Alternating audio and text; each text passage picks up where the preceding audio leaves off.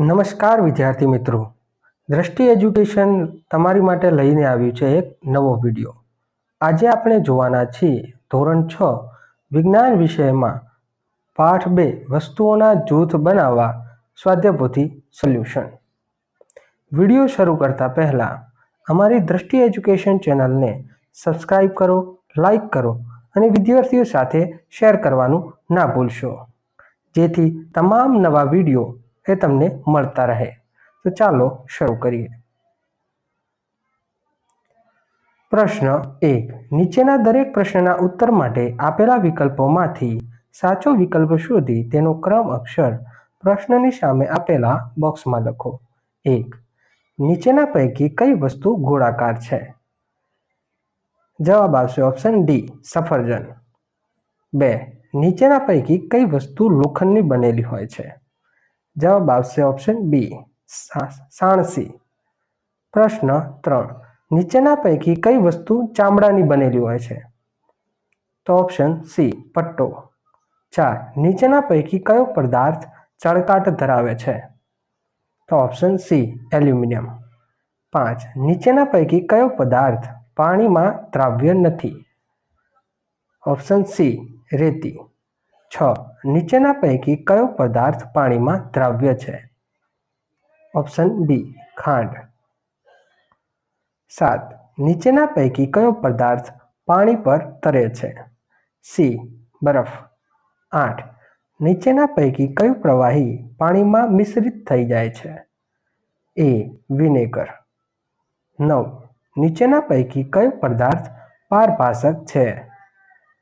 બી, દૂધિયો કાચ। 10, નીચેના પૈકી કયો પદાર્થ અપારદર્શક છે? સી, આરસ પહાણ। પ્રશ્ન 2, ખાલી જગ્યા પૂરું। 1, રસોઈ માટેના વાસણો ધાતુના બનેલા હોય છે। 2, પાણીમાં દ્રાવ્ય ઓક્સિજન વાયુ પાણીમાં રહેતા પ્રાણીઓના જીવન ટકાવી રાખવા માટે અગત્યનો છે। 3, એવા પદાર્થો જેની આરપાર આપણે જોઈ શકતા નથી તેને અપારદર્શક પદાર્થો કહે છે। પ્રશ્ન 3, નીચેના પ્રશ્નોના માત્ર ઉત્તર લખો। 1, ગોળાકાર વસ્તુઓના 2 નામ લખો।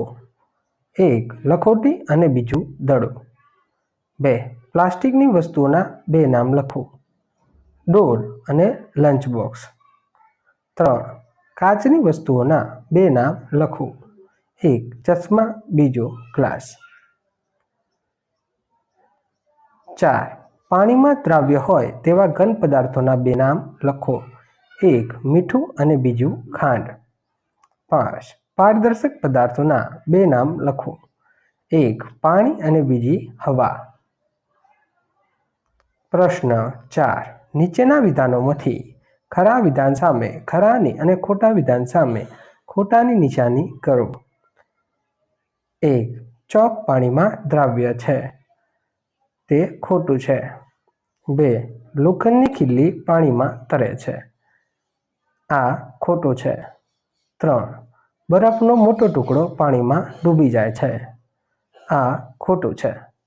4, ધાતુ ચળકાટ ધરાવે છે, આ સાચું છે। 5, પેટ્રોલ પાણીમાં મિશ્રિત થઈ જાય છે, આ ખોટું છે। 6, સરકો વિનેગર પાણીમાં દ્રાવ્ય હોય છે, આ સાચું છે। પ્રશ્ન 5, નીચેના પ્રશ્નોના એક વાક્યમાં ઉત્તર લખો। 1, કોઈ વસ્તુને બનાવવા માટે પદાર્થની પસંદગી કઈ બાબતો પર આધાર રાખે છે? જવાબ, કોઈ વસ્તુને બનાવવા માટે પદાર્થની પસંદગી તે પદાર્થના ગુણધર્મ અને ઉપયોગના હેતુ પર આધાર રાખે છે। 2, પદાર્થ કોને કહેવાય? જવાબ, કોઈ વસ્તુ જેની બનેલી હોય તેને પદાર્થ કહેવાય। 3, પાણીમાં દ્રાવ્ય ઓક્સિજન વાયુ કઈ રીતે અગત્યનો છે? જવાબ, પાણીમાં દ્રાવ્ય ઓક્સિજન વાયુ પાણીમાં રહેતા પ્રાણીઓ અને વનસ્પતિના જીવન ટકાવવા માટે અગત્યનો છે। 4, પાણી પર તરી શકે તેવી વસ્તુઓના 2 ઉદાહરણ આપો। જવાબ લાકડું, પ્લાસ્ટિક અને વાદળી. 5. નરમ પદાર્થો કોને કહેવાય?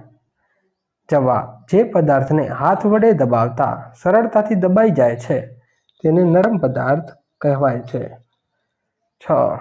વ્યાખ્યા આપો પારભાષક પદાર્થો.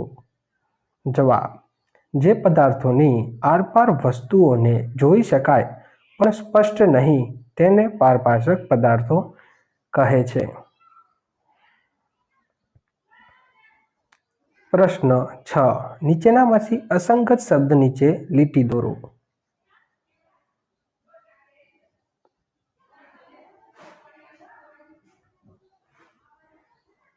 પ્રશ્ન 7. નીચેના પ્રશ્નોના ટૂંકમાં ઉત્તર લખો. 1.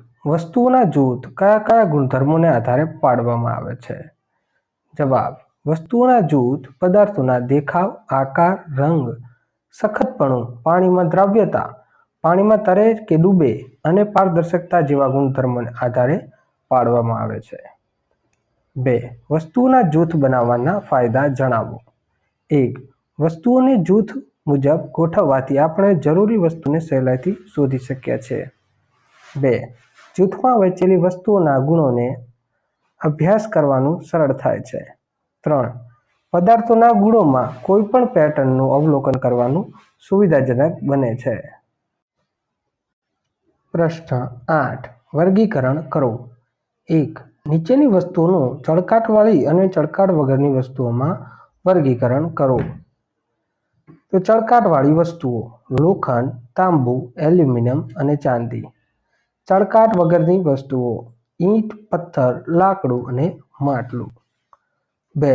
નીચેના પદાર્થોનું પાણીમાં દ્રાવ્ય અને પાણીમાં અદ્રાવ્ય પદાર્થોમાં વર્ગીકરણ કરો. પાણીમાં દ્રાવ્ય પદાર્થો કોપર, સલ્ફેટ, ફટકડી, ધોવાનો સોડા અને મીઠું. પાણીમાં અદ્રાવ્ય પદાર્થો કાચ, લોખંડનો ભૂકો, પ્લાસ્ટિક અને તેલ. 9. જોડકા જોડો. ઉત્તરના ખાનામાં વિભાગ બી નો ક્રમ અક્ષર લખો. વિભાગ એ 1. તાંબુ. સામે જવાબ આવશે બી. સખત. 2. મીણ. જવાબ આવશે ડી. નરમ. સી. 3. કાચ. જવાબ આવશે એ. પારદર્શક. 4. પાણી અને તેલનું મિશ્રણ. જવાબ આવશે સી. મિશ્રિત થતા નથી. પ્રશ્ન 10. નીચે આપેલ વસ્તુઓને જેમાંથી બનાવવામાં આવે છે તે પદાર્થો સાથે જોડો. યાદ રાખો કે કોઈ વસ્તુ એક કરતાં વધારે પદાર્થોમાંથી બનેલી હોઈ શકે છે. વસ્તુઓ સામે પદાર્થ આપણે લખીશું.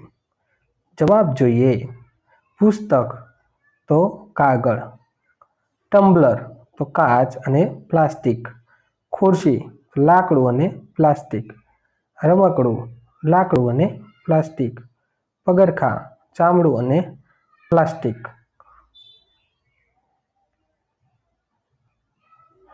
જોઈએ પ્રવૃત્તિઓ. 1. આપેલ વસ્તુનો ચળકાટવાળી છે કે ચળકાટ વગરની છે તે નક્કી કરવું. આપેલ વસ્તુઓ કાગળનો ટુકડો, લાકડું, તાંબાનો તાર, એલ્યુમિનિયમનું પતરું, ચોકના ટુકડા, પેન્સિલ, લોખંડની પટ્ટી અને રબર. સાધન સામગ્રી ધાતુ કાપવાની કાતર. પદ્ધતિ 1. આપેલ વસ્તુઓ વારાફરતી લઈને ચળકાટ ધરાવે છે કે નહીં તે તપાસો. જરૂર પડે વસ્તુઓની સપાટી કાચ પેપર સાથે ઘસીને પણ તેનું નિરીક્ષણ કરી શકો છો. 2. જરૂર પડે વસ્તુઓને 2 ભાગમાં કાપી કપાયેલી સપાટી ચળકતી છે કે નહીં તે જુઓ. ચળકાટવાળી વસ્તુઓ 1. તાંબાનો તાર, એલ્યુમિનિયમનું પતરું, લોખંડની પટ્ટી. ચળકાટ વગરની વસ્તુઓ કાગળનો ટુકડો, ચોકના ટુકડા, લાકડું, પેન્સિલ અને રબર. નિર્ણય: ધાતુઓની બનેલી વસ્તુઓ ચળકાટવાળી હોય અને ધાતુઓ સિવાયની વસ્તુઓ ચળકાટ વગરની હોય છે. 2. આપેલ ઘન પદાર્થો પાણીમાં દ્રાવ્ય છે કે નહીં તે તપાસવું. આપેલ પદાર્થો જોઈએ: મીઠું, રેતી, ખાંડ, ચોક પાવડર અને લાકડાનો વહેર. સાધન સામગ્રી જેમાં કાચના 5 પાત્ર, ચમચી. પદ્ધતિ: કાચના પાત્ર 5 પાત્ર લો. પ્રત્યેક પાત્રમાં લગભગ 2/3 ભાગ પાણી ભરો. પહેલા પાત્રમાં 1 ચમચી મીઠું, બીજા પાત્રમાં 1 ચમચી રેતી નાખો. ત્રીજા, ચોથા અને પાંચમા અનુક્રમે ખાંડ, ચોકનો ભૂકો અને લાકડાનો વહેર નાખો. દરેક પાત્રમાં પાણીને ચમચી વડે હલાવો. થોડો સમય રાહ જુઓ. પાણીમાં ઉમેરવામાં આવેલ પદાર્થનું શું થાય છે તેનું અવલોકન કરો. જોઈએ કે શું થાય છે. તો જે પદાર્થ છે એમાં મીઠું એ પાણીમાં અદૃશ્ય થઈ જાય છે, જ્યારે રેતી એ પાણીમાં અદૃશ્ય થતા નથી. ખાંડ એ પાણીમાં અદૃશ્ય થઈ જાય છે. ચોક પાવડર એ પાણીમાં અદૃશ્ય થતું નથી અને લાકડાનો વહેર પણ પાણીમાં અદૃશ્ય થતું નથી. અવલોકન: મીઠું અને ખાંડ પાણીમાં સંપૂર્ણપણે અદૃશ્ય થઈ જાય છે, જ્યારે રેતી, ચોકનો ભૂકો અને લાકડાનો વહેર પાણીમાં અદૃશ્ય થતા નથી. નિર્ણય: મીઠું અને ખાંડ પાણીમાં દ્રાવ્ય છે, જ્યારે રેતી, ચોકનો ભૂકો અને લાકડાનો વહેર પાણીમાં દ્રાવ્ય નથી. 3. આપેલ પ્રવાહીઓ પાણીમાં મિશ્રિત થાય છે કે મિશ્રિત થતા નથી તે તપાસવું.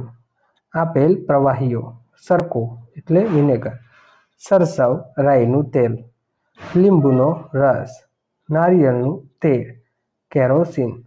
સાધન સામગ્રી: કાચના 5 પાત્ર, પાણી અને ચમચી.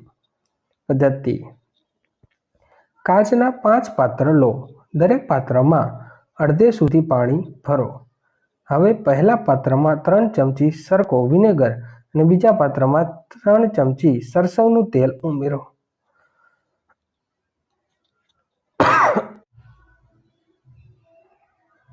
ત્રીજા, ચોથા અને પાંચમા ભાગમાં અનુક્રમે લીંબુનો રસ, નારિયેળનું તેલ અને કેરોસીન 3-3 ચમચી ઉમેરો. દરેક પાત્રના પ્રવાહી મિશ્રણને ચમચી વડે બરાબર હલાવો. દરેક પાત્રને 5 મિનિટ સુધી રહેવા દો. 5 મિનિટ પછી દરેક પાત્રમાં પ્રવાહી પાણી સાથે સારી રીતે મિશ્રિત થયું છે કે નહીં તેનું અવલોકન કરવું. શું નિર્ણય આવે છે તે જોઈએ. પ્રવાહીમાં એક સરકો વિનેગર તે સારી રીતે મિશ્રિત થાય છે. સરસવ, રાઈનું તેલ તે મિશ્રિત થતો નથી. લીંબુનો રસ તે સારી રીતે મિશ્રિત થાય છે.